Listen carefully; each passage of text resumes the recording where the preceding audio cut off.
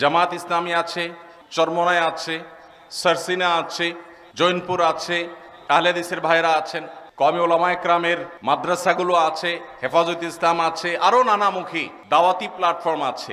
বিচিত্র এবং নানাবিধ দ্বীনি প্ল্যাটফর্ম থাকার কারণে প্রত্যেক প্ল্যাটফর্মের কিছু অনুসারীরা তার ভিন্ন মতের প্ল্যাটফর্মের ভাইদেরকে একটু খোঁচা মারার জন্য প্রশ্নের সুরতে আমার কাছে কিছু আলপিন দিয়ে দিছে। উদ্দেশ্য যে ভাই, আমি আমার আরেক মুসলমান ভাই যাকে আমি প্রতিপক্ষ মনে করি, আসলে আমাদের কেউ কারোর প্রতিপক্ষ না। সময় হয়েছে কাঁধে কাঁধ মিলাবার, সময় এসেছে বুকে বুক মিলাবার। আর কতকাল শক্তি ক্ষয় করবেন নিজেদের মধ্যে? শক্তি ক্ষয় করুন কমন শত্রুর বিরুদ্ধে। এই দেশ, এই মাটি মুসলমানদের। আশরাফ আলী থানভী রহমতুল্লাহ আলাইহির খলিফা হযরত মাওলানা আবরারুল হক সাহেব রহিমাহুল্লাহ তিনি বলতেন, दीन के हर काम करने वालों को रफीक समझो, फरीक ना समझो। যারাই আল্লাহর দ্বীনের কাজ করবে তাদের সবাইকে আমরা বন্ধু মনে করব, প্রতিপক্ষ মনে করব না। আমার একটা পথ আছে, আপনার আরেকটা পথ। আমি একটা উপায়ে কাজ করি, আপনি আরেকটা উপায়ে কাজ করেন। উদ্দেশ্য আমাদের একটাই, আমাদের সবার বন্ধু আল্লাহ আর আমাদের সবার শত্রু শয়তান। এটা নিয়ে আমাদের কারোর মধ্যে কোনো মতপার্থক্য আছে? যত সিলসিলা আছে, যত দরবার আছে, যত দ্বীনি দাওয়াতি প্ল্যাটফর্ম আছে, যত চিন্তার মুসলমান আমরা এখানে আছি, আমাদের বিভিন্ন বিষয়ে মতপার্থক্য থাকলেও আমাদের মূল বন্ধুকে, মূল শত্রুকে এটা নিয়ে কোনো ভিন্ন মত আছে? শুধু পার্থক্য হলো যে আমাদের শত্রু ইবলিস, তাকে দমন করবার জন্য, তার শয়তানি বন্ধ করবার জন্য কে কোন উপায়ে কাজ করব। আমাদের বন্ধু আল্লাহ, তাকে খুশি করার জন্য কে কিভাবে চেষ্টা করব, এটা নিয়ে আমাদের মত পার্থক্য আছে। আপনি বলেন এক নিয়ম, আমি বলি আরেকটা, উনি বলেন আরেকটা, আমাদের নানাবিধ মত আছে। আমাদের মূল বিষয়ে কোনো মত পার্থক্য নাই। তাহলে আমরা একে অন্যকে খোঁচাখুচি করলে এটা কি দ্বীনের কাজ হবে না দ্বীন আরো ক্ষতিগ্রস্ত হবে? আল্লাহ তাআলা আমাদেরকে বুঝার তৌফিক দান করুন। মূল উদ্দেশ্যের মধ্যে কোনো মত পার্থক্য নাই। আমার সাথে আমার ভাইয়ের কারোর কোনো মত পার্থক্য নাই। আমরা সবাই জান্নাতে যেতে চাই। আমাদের সবার রব কে? আমাদের রাসূল কে? আমাদের কিবলা কি? আমাদের কোরআন, আমাদের হাদিস, আমাদের কোনো বিষয় নিয়ে, আমাদের মৌলিক কোনো বিষয় নিয়ে কোনো মত পার্থক্য আছে? নাই। শাখাগত বিষয়ে মত পার্থক্য আমরা এত বড় করে ফেলেছি, ওই মত পার্থক্য দিয়ে আমি আমার ভাইকে শত্রু বানিয়েছি, প্রতিপক্ষ বানিয়েছি। আসল শত্রুর কথা আমরা ভুলেই গেছি। আবারও সেই আবুল হক সাহেব রাহিমাহুল্লাহ সেই উক্তিকে আমরা স্মরণ করি, दीन के हर काम करने वालों को रफीक समझो, फरीक ना समझो। আমার ভাই কোন একটা প্ল্যাটফর্মে আল্লাহর দ্বীনকে বুলন্দ করবার জন্য, কোরআন এবং হাদিসকে বিস্তার করবার জন্য, আল্লাহর বান্দাদেরকে আল্লাহমুখী করবার জন্য চেষ্টা করছেন। আমার কাছে মনে হচ্ছে এই পদ্ধতি খুব বেশি ইফেক্টিভ না, আমার কাছে মনে হচ্ছে তিনি যেভাবে করছেন তাতে কিছু ভুল ত্রুটি হচ্ছে। এরপরেও তারও যেহেতু উদ্দেশ্য ভালো, আমি তার প্রতি সহযোগিতাপূর্ণ মনোভাব থাকবে। সে আমার বন্ধু হবে, শত্রু হবে না। ভাইরা আমার, আমরা ভিন্ন মতের মানুষদেরকে বিভিন্ন সময় দাওয়াত দেই না? আওয়ামী লীগ করলে বিএনপির লোক, বিএনপির লোক করলে আওয়ামী লীগের লোক, পরস্পরের মধ্যে দাওয়াত দেওয়া দেই হয় কি হয় না? হয়।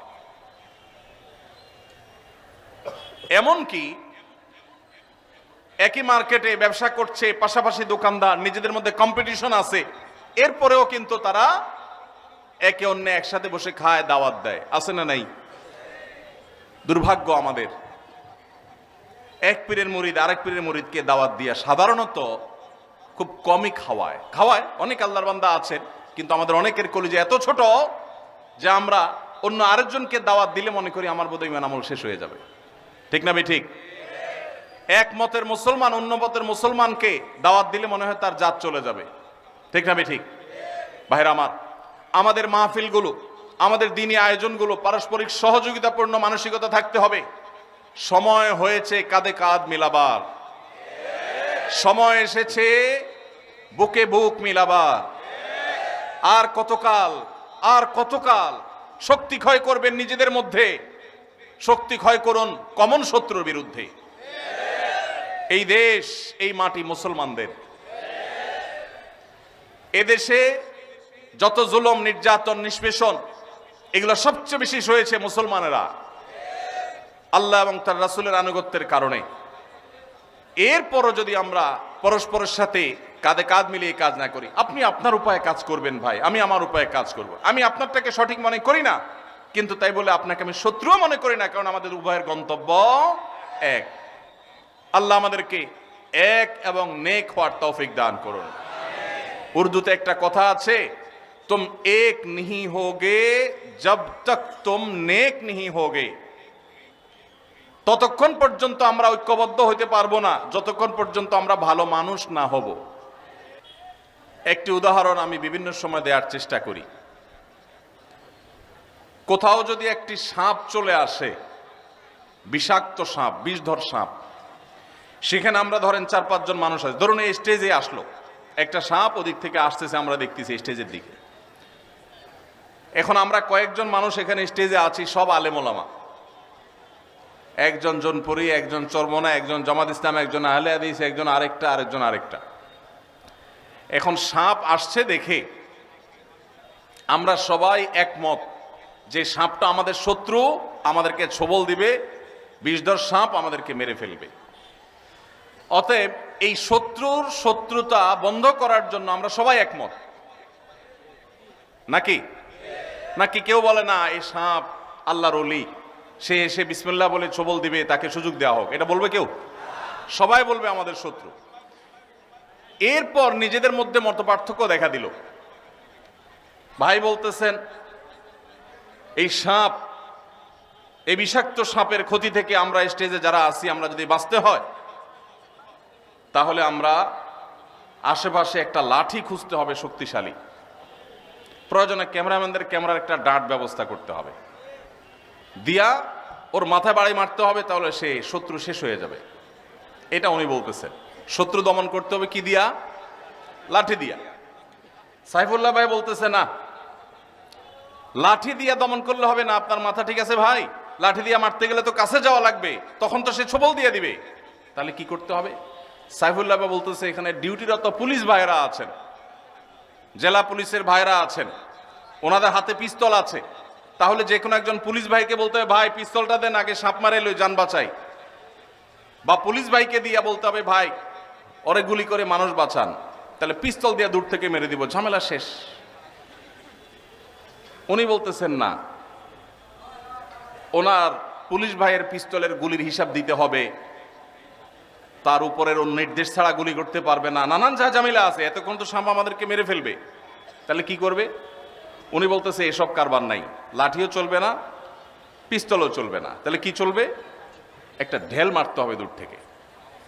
ঢেল যদি না পাওয়া যায় হাতের মোবাইল মেরে দেবো, দরকার হলে চায়ের কাপ মেরে দেবো, দরকার হলে যে মাছরাঙ্গা টিভির ভাইয়ের এইটা মেরে দিয়ে আবার যান বাঁচাবো, পরে এরকম একটা কিনতে পাওয়া যাবে। উনি বলতেছে একটা ঢেল মারতে হবে, তাহলে লাঠি, পিস্তল, ঢিল। পাশের ভাই বলতেছে ভাই ঢিলা একেবারে সই করে মারা এত সহজ কাজ না, আমরা তো কেউ প্রশিক্ষণ প্রাপ্ত না, একটু এদিক সেদিক হলে তো ছোবল মেরে দিবে, তাহলে কি করতে হবে? উনি বলতেছেন যে একটা লম্বা তরবারি খুঁজে পাওয়া যায় কিনা দেখতে হবে। বাকিরা বলতেছে ভাই তরবারি এই যুগে কোথায় পাবে, আপনি কি বলেন এসব? এই যে মতপার্থক্য আমরা করতেছি, এখন মতপার্থক্য হওয়াটা স্বাভাবিক, সবাই একমতের তো হবে না। এই মতপার্থক্যটা বাড়তে এমন দূর বাড়ছে যে উনি অনেক কিতাবপত্র নিয়ে আসছে এবং সেগুলো দিয়ে সাবেত করতেছে। দেখেন মুসা আলাইহিস সালাম লাঠি দিয়া কি করছেন, দেখেন ফেরাউনরে পরাজিত করে ফেলছে লাঠি দিয়া, অতএব লাঠির মধ্যে বরকত আছে, আপনাদের সমস্ত পিস্তল বুস্তল এগুলোতে কোনো বরকত নাই। উনি এটা সাবেত করার জন্য কিতাবপত্র নিয়ে আসছে।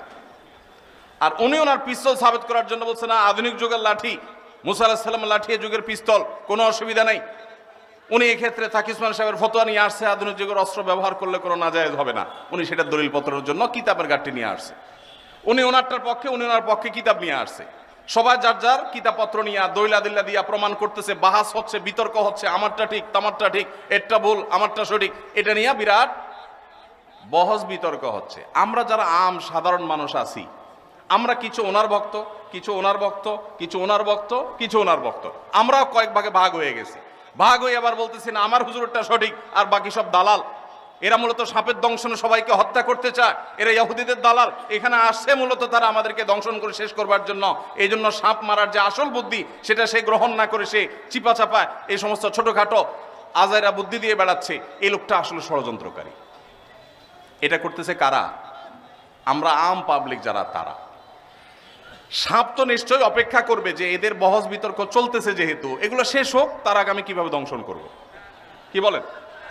সাপ অপেক্ষা করবে না? কেন করবে না? সাপ তো অপেক্ষা করবে যে তাদের গন্ডগোল ফাসাদ মিটমাট করুক, তারা কি নিয়ে আমার সাথে ফাইট করবে আগে ঠিক করুক, তারপর আমি দংশন করব। এই জন্য অপেক্ষা করবে সাপ। সাপ কি করবে?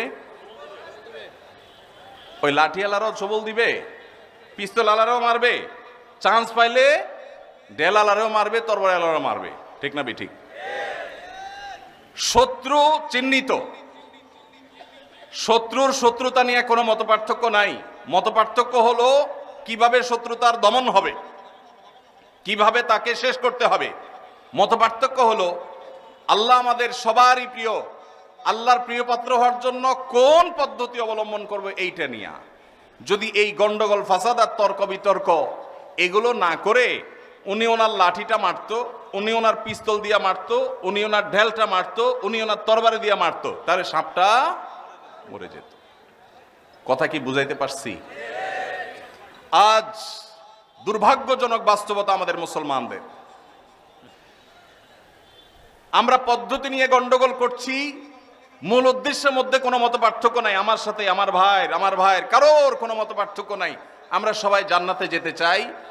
আমাদের সবার রব কে? আমাদের রাসূল কে? আমাদের কেবলা কি? আমাদের কোরআন, আমাদের হাদিস, আমাদের কোনো বিষয় নিয়ে, আমাদের মৌলিক কোনো বিষয় নিয়ে কোনো মত পার্থক্য আছে? নাই। শাখাগত বিষয়ে মত পার্থক্য আমরা এত বড় করে ফেলেছি, ওই মত পার্থক্য দিয়ে আমি আমার ভাইকে শত্রু বানিয়েছি, প্রতিপক্ষ বানিয়েছি। আসল শত্রুর কথা আমরা ভুলেই গেছি।